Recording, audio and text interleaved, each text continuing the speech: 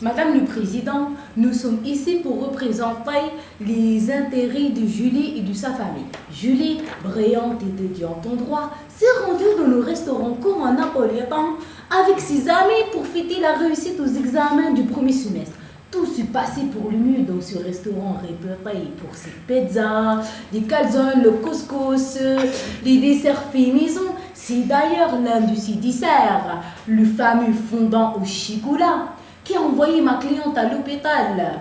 En effet, après avoir avalé une bouchée de ce fameux fondant au chocolat, Julie s'écroule.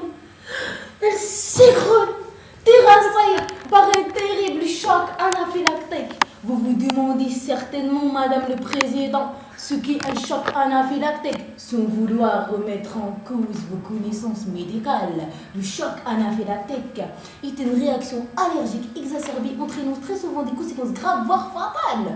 Mais revenons-en à nos moutons. Conduite d'urgence à l'hôpital le plus proche, notre cliente a dû rester hospitalisée pendant un certain nombre de semaines, manquant ainsi tous ses cours, tous ses travaux dirigeants qui sont, je vous le rappelle, indispensables, voire essentiels à la réussite d'un étudiant en droit. J'allais dire examen, je me suis rattrapée comme il faut quoi. Bref, mais qu'est-ce qui a donc pu provoquer ce terrible choc à nos